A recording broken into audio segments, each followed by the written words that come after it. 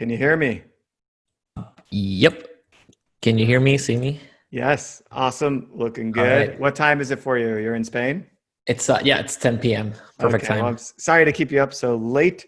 But I think, yeah, just on that note of like getting people to share socially and bring other customers in, I thought it was like the perfect segue into referral marketing. And uh, I'm a viral kind of nerd. I always look to figure out how we can increase that coefficient. One of the things, just like a segmentation campaign that can run for the lifetime of your business, if you can increase referrals by 5%, that increases the growth rate of the channel over time by 5%. It's compounding growth. So it's not one-off. There's three types of growth: one-off, linear, and compounding. And when you can find optimizations that compound growth, that's when you're going to really skyrocket the success of a company. So I'm really looking forward to this session. I'll let you take it away. Sounds good. All right. Okay, let me know when you can see my screen. Not yet. It's coming up. Looks good. Hey, there's my logo. Awesome. All right. Okay. So yeah, first of all, thanks everyone for being on the other side, and thanks Terry for the invitation. So my name is Raul. I'm the partner manager at ReferralCandy. For those of you who don't know what ReferralCandy is, we are an app that helps merchants to run customer referral programs. It's actually, this year is actually our 10-year anniversary as a company and also as a Shopify app. So it's not really the way that we wanted to celebrate our 10-year anniversary, but we're gonna make the best out of it. And this is one of the things that we're excited to participate in. As you can see there, we're gonna be talking about how to turn your customer base into your marketing team. So we're gonna be talking about referral marketing, obviously, but also not only word of mouth, but customer retention and customer acquisition as well. They're all kind of combined, and we're gonna see that. Obviously, I'm bringing a lot of examples from the fashion and apparel industry, so hopefully that'll be relevant to you guys. Even if you don't have a fashion business, most of the things that we're going to talk about today apply to pretty much any industry. So, okay, let's dive right into it. Okay, so these are some of the things that we're going to be covering today. So the first 3 points are actually the bulk of the presentation. So first of all, we're going to start pretty much us asking ourselves, why referral marketing? Why is this even something that we need to worry about as merchants?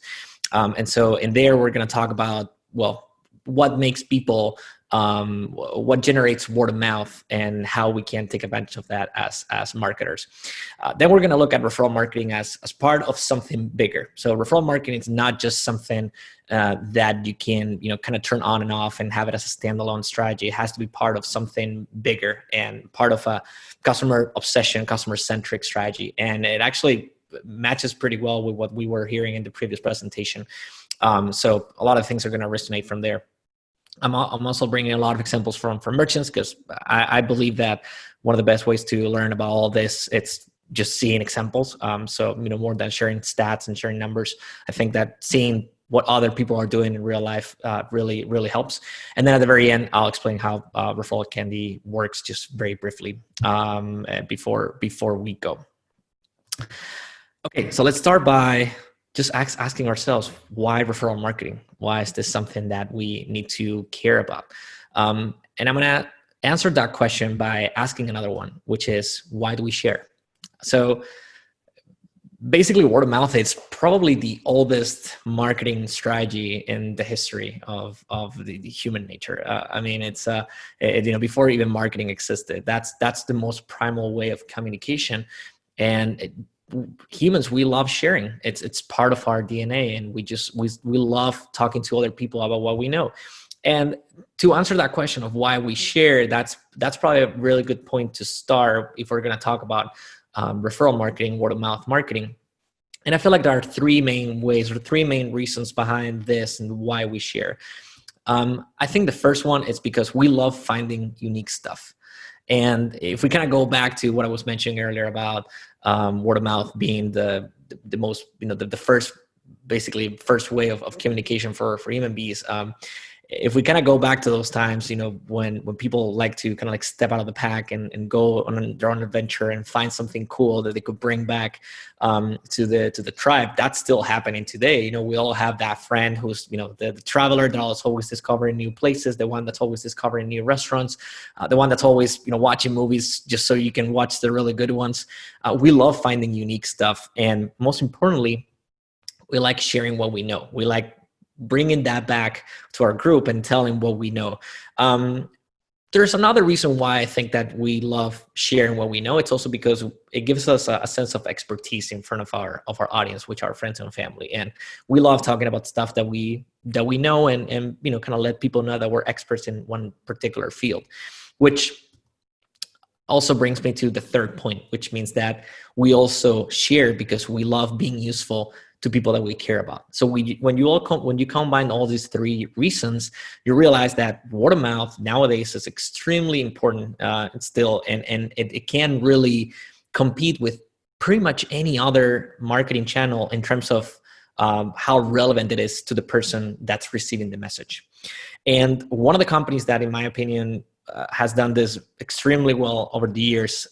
It's a company called Matter Prints, and it's actually really sad to bring this example today because I brought them into the presentation while I was preparing it, and in the past couple of weeks, they actually decided to shut down due to personal reasons from the founder. So I was wondering whether I should bring them or not, since they're about to shut down the business, but what they've done in terms of their own, not only branding, but also obviously word of mouth marketing, it's so good that I thought it would be a good way of kind of like say goodbye to them by bringing them on as an example. So just to give you a little bit of context about Matter Prints. So they are a company based in Singapore, which is actually also where ReferralCandy is from.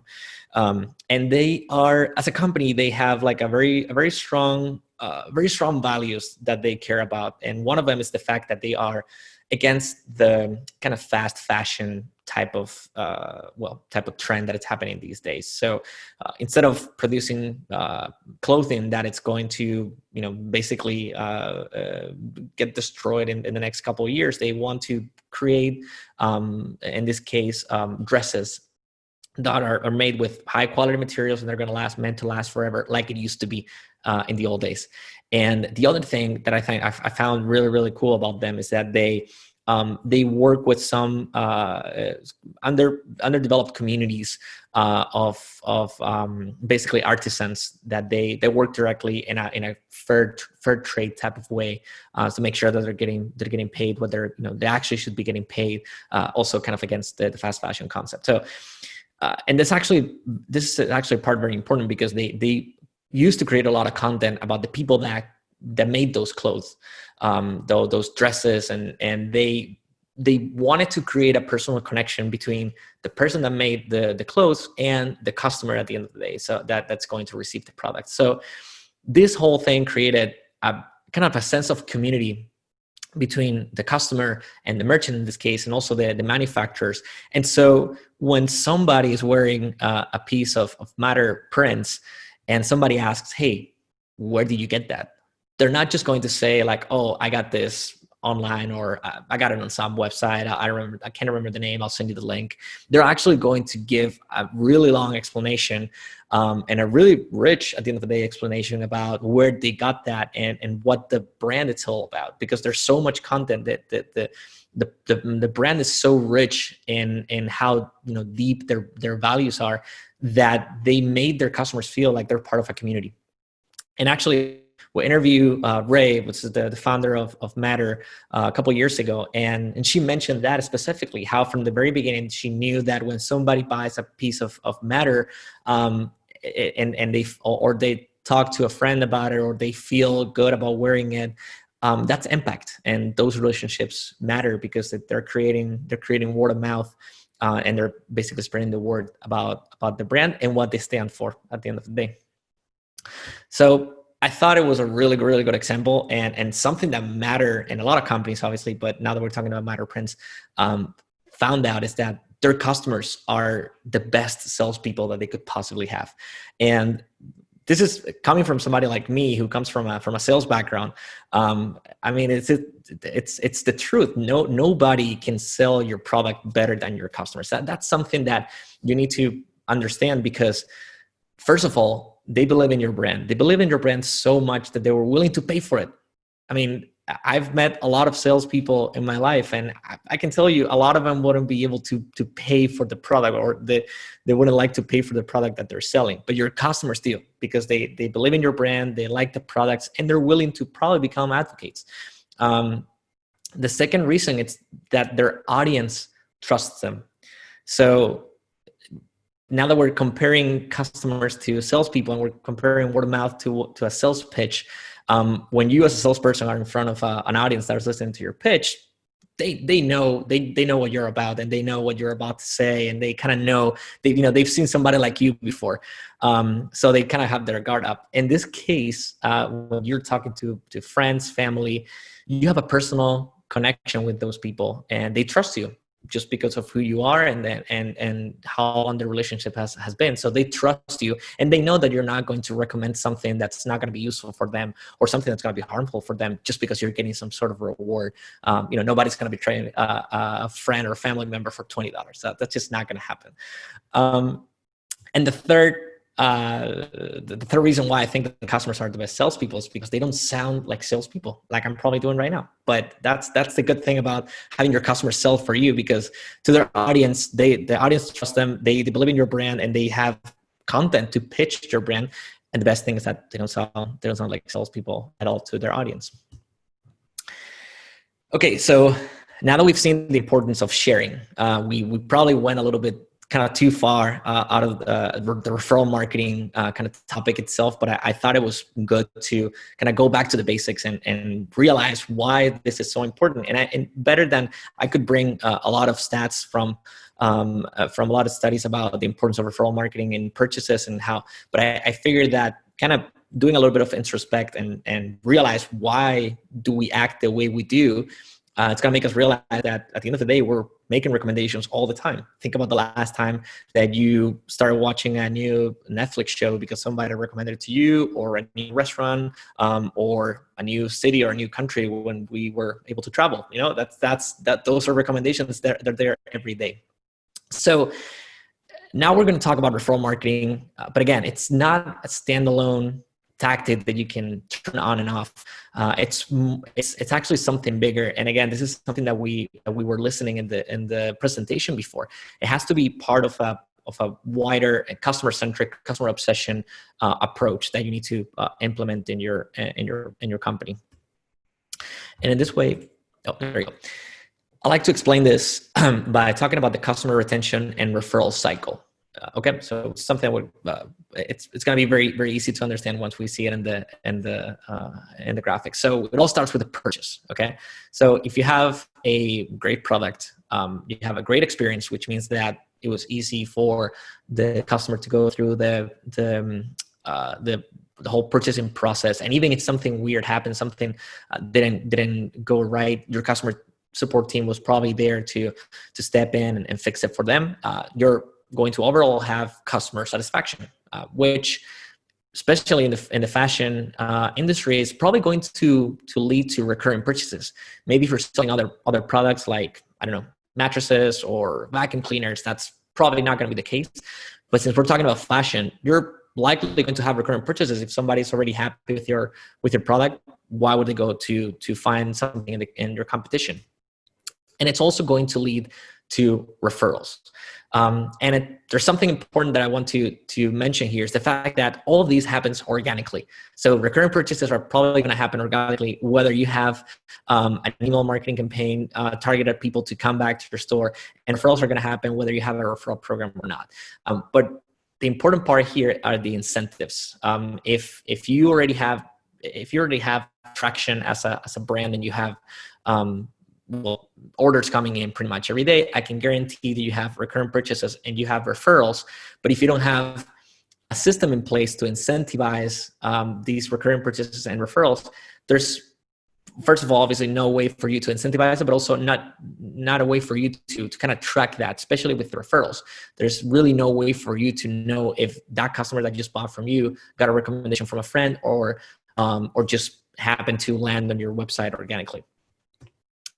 And this is something that brands, especially in the fashion industry, have been able to address, and especially obviously what we see in terms of referral programs. So as you can see in the example from Apparel, which is a fashion company from New York City, they talk about it in it's a win-win per girl style. So they're kind of like saying, hey, if you have any friends that don't know about Apparel, bring them in. It's a win-win. You both can be Pearl girls, in the sense that they're also adjusting the rewards to how their customers are going to behave. So they're being able to generate not only referrals, but generate recurrent purchases. As you can see there, if you invite a friend to the shop, they'll get 15% off their first purchase. And you as a customer will get $50 off your next order too. So with one system, they're being able to generate recurring orders and referrals. And the same with this other example from AX Paris.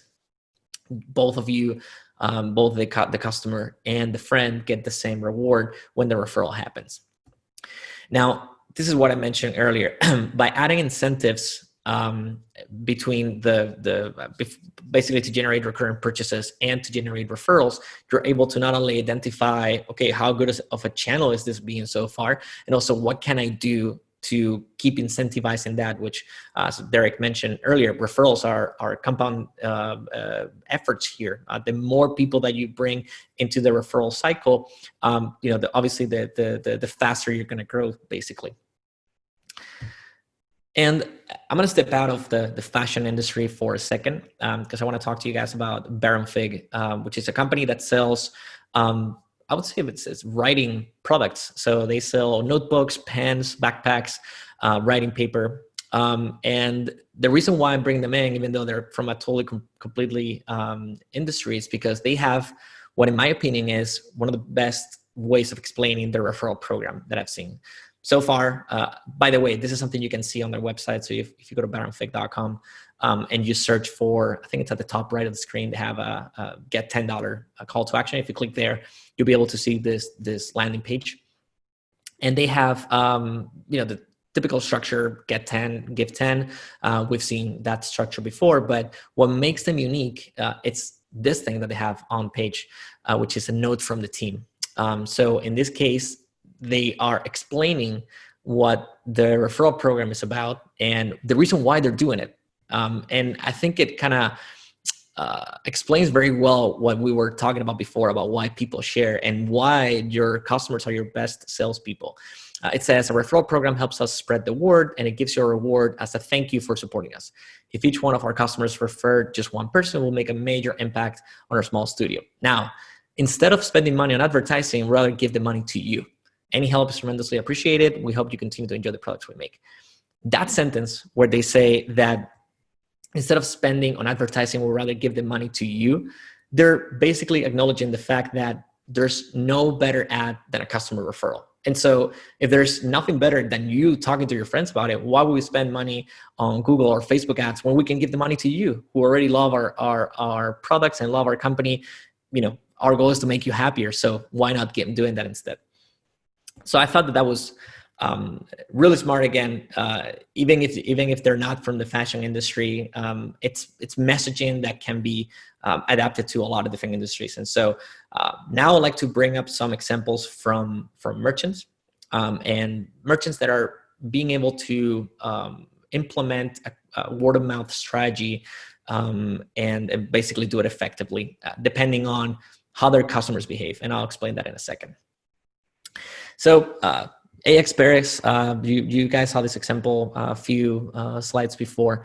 So they do something really smart, which is that they have, they're not closing the referral program just for customers, but they're opening it to anybody that visits the website. So kind of similar to the example that we saw in the presentation before about kind of segmenting the messaging to men and women depending on the products. And maybe if I get something that's related to women's fashion, I'm probably not going to be that interested. By having a call to action like this on the homepage, it means that if I land on this website for whatever reason, instead of bouncing out and realizing that this is not something that it's interesting for me, if I see that they have a referral friend program, I might click on it, see what's about. If I can get a discount for a friend, I might as well sign up and get a referral link and share it with my friends. So by doing that, they're being able to tap on a completely new audience that maybe they weren't able to reach before, just because they weren't targeting that particular segment. Now, if you multiply that to the amount of people that might end up in the same situation and sharing, even though they're not necessarily customers themselves, it's basically another way of measuring conversions, not only purchases, but how many people signed up for the referral program and shared the link and drove referrals from there. So it's something also to keep in mind. Another example, Rockamore. So they obviously, as you can see, they sell shoes, which is a purchase that it's somewhat recurring. You can assume that customers are going to buy from them somewhat often, and so they use a similar example to the one that we showed earlier, which is that both the refer friend and the existing customer get a discount on the future purchase. And the fact that it's the same thing here, it's a very easy pitch for the customers to say, hey, it's a win-win situation, man. Just get this. We can get both the same discount if we buy from my referral link. And obviously, the good thing about the fashion industry and how good it is for referrals is the fact that your customers are going to be showcasing your products basically in real life. So the prospective customer is going to be able to see it, feel it, touch it, and before they make the purchase. So it's really the best case scenario for a customer being your salesperson. Now, what I mentioned earlier about adjusting rewards to customer behavior, that's something that you really need to keep in mind, and it's part of the customer-centric strategy. You need to know how your customers behave around your brand, around your products, and adjust that to the rewards that you're setting to generate referrals. One example, it's this company that they sell women's jeans. Now, if you look at the structure so far, refer your friends, get $75 off, and you can give your friends 10% off. Okay. Now, the interesting thing about this is that for $75, you can get a pair of jeans that's on sale, but you will have enough extra credits that you probably don't want to waste that you can use to buy an additional product. So this is a very smart way of setting up the referrals is, okay, let's look at our average cart value. Let's set a reward which is slightly higher than that to incentivize customers to, well, I already got products for free, I might as well get a discount on an additional product. And so that's something that they did here that I thought it was really, really smart. And also they're adding a little bit of gamification if you want, because the way that you can get that $75 off, it's by getting 4 friends to spend more than $500 combined.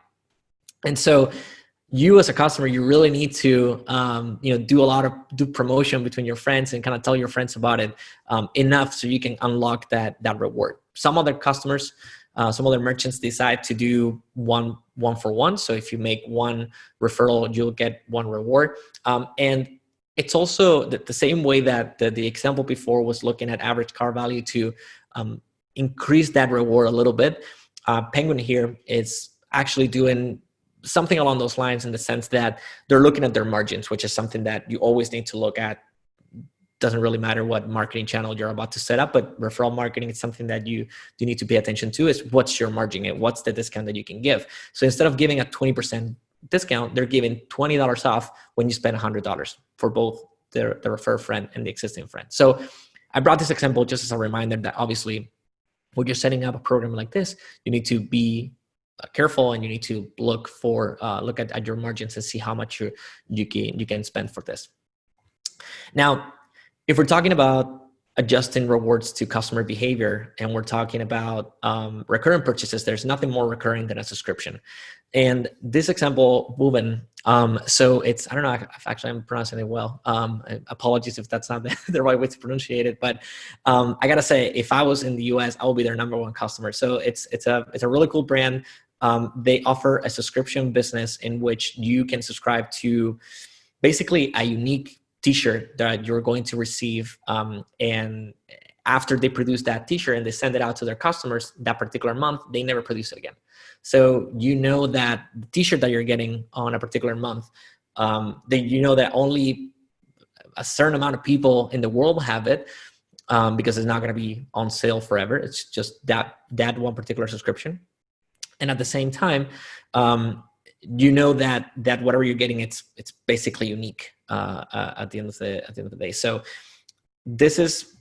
they have a referral program in which for every friend that you refer, you get a free renewal. So I mean, it's a really win-win situation in the sense that the refer friend gets 50% off their first month. So it's very easy for the friend to get started in the subscription. It's, hey, try it out for 1 month. It's only half the price. See if you like them, and then you'll renew. And then also for the friend, it's really good because they're getting a product that they love free of charge. The company's basically saying, hey, we won't charge you until see you in 2 months, basically. And then there's ThreadBeast, which they've been with us for a really long time. The referral program has been doing extremely well over the years, and you can actually go check it out yourself on their website. They go one step further in the sense that they give customers. Oh, by the way, so ThreadBeast, they deliver packages with different pieces of clothing. So it's mostly, I would say, like urban clothing, I would say. So, lots of like jeans, t-shirts, hoodies, hats, some shoes, basketball shoes. And so what I mentioned about going one step further is the fact that they're giving a free package for every friend that you refer. So it's not like you're getting your subscription for free for 1 month. You don't need to worry about it until next month. Is that for every friend that you get, you're going to get an additional package that month.